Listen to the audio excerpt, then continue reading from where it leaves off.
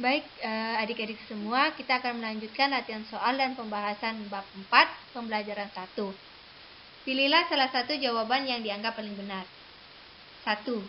Soal suatu proses penyerahan sebagian wewenang dan tanggung jawab dari urusan yang semula adalah urusan pemerintah pusat kepada badan-badan atau lembaga-lembaga pemerintah daerah, agar menjadi urusan rumah tangganya, sehingga urusan-urusan tersebut beralih kepada daerah dan menjadi wewenang serta tanggung jawab pemerintah daerah disebut A. Desentralisasi, B. Sentralisasi, C.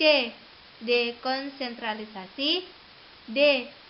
Perbantuan, E. Otonomi daerah.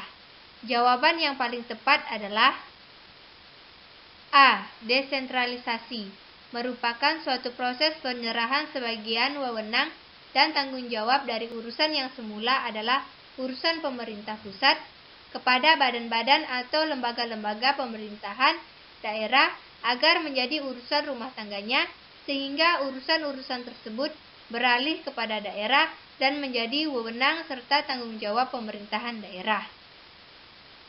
Soal nomor 2. Hak, wewenang, dan kewajiban daerah otonom untuk mengatur dan mengurus sendiri urusan pemerintah dan kepentingan masyarakat setempat sesuai dengan peraturan perundang-undangan disebut dengan E. Otonomi daerah, merupakan hak, wewenang, dan kewajiban daerah otonom untuk mengatur dan mengurus sendiri urusan pemerintah dan kepentingan masyarakat setempat sesuai dengan peraturan perundang-undangan. Nomor 3. Kedudukan dan pemerintahan pusat dalam pelaksanaan otonomi daerah memiliki 3 fungsi.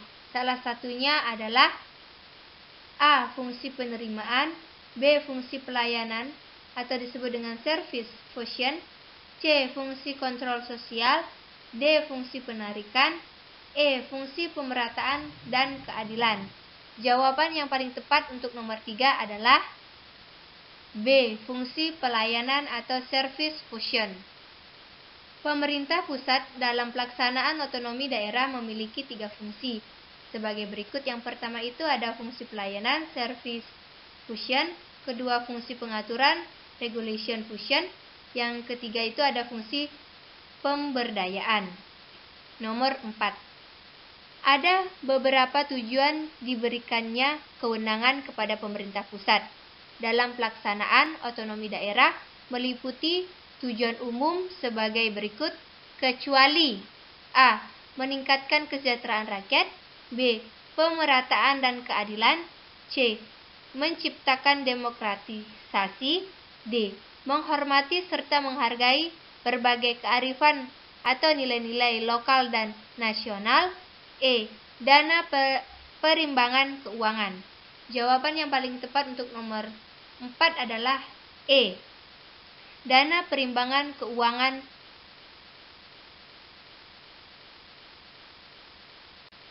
Soal nomor 5. Pengaturan pemberian penekanan bahwa pengaturan tidak hanya kepada rakyat tetapi juga kepada pemerintah merupakan fungsi dari A. Fungsi pelayanan, B. Fungsi pengaturan, C. Fungsi pembangunan, D. Fungsi pemberdayaan, E. Fungsi sosial. Jawaban yang paling tepat untuk nomor 5 adalah B. Fungsi pengaturan. Pengaturan memberikan penekanan bahwa pengaturan tidak hanya kepada rakyat tetapi juga kepada pemerintah. Pemerintah merupakan fungsi pengaturan. Baiklah adik-adik semua, ini merupakan tabel kunci jawaban dan pembahasan pada latihan soal yang kita bahas sebelumnya. Apabila adik-adik belum memahami, adik-adik bisa melihat tabel dan kunci jawaban serta pembahasannya di slide ini.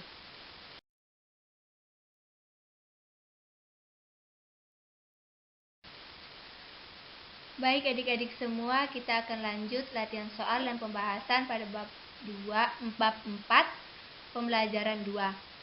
Soal nomor 1.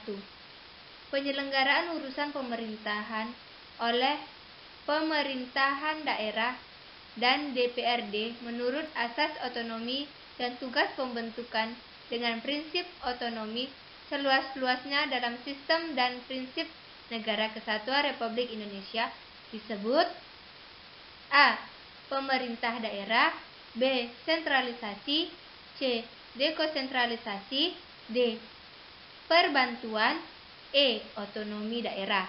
Jawaban yang paling tepat adalah A. Penyelenggaraan urusan pemerintahan oleh pemerintahan daerah dan DPRD menurut asas otonomi dan tugas pembantuan dengan prinsip otonomi seluas-luasnya dalam sistem dan prinsip Negara Kesatuan Republik Indonesia disebut dengan pemerintahan daerah. Soal nomor 2. Di bawah ini tugas pembantuan Made Bewit dapat diartikan sebagai berikut serta dalam menjalankan tugas pemerintahan.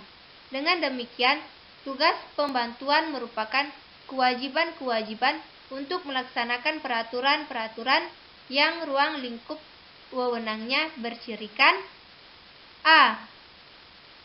Perencanaan dan pengendalian pembangunan, B. Perencanaan, pemanfaatan dan pengawasan tata ruang, C. Penyelenggaraan ketertiban umum dan ketentraman masyarakat, D.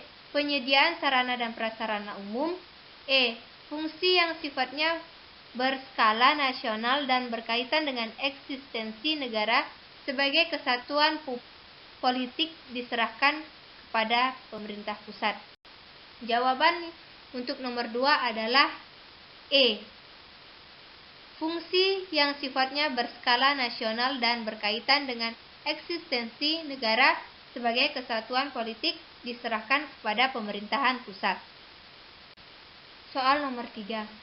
Dalam sistem Negara Kesatuan Republik Indonesia terdapat titik-titik cara yang dapat menghubungkan antara pemerintahan pusat dan pemerintahan daerah. A. 1, B. 2, C. 3, D. 4, E. 5. B. 2. Dalam sistem Negara Kesatuan Republik Indonesia terdapat dua cara yang dapat menghubungkan antara pemerintahan pusat dan pemerintahan daerah. Nomor 4.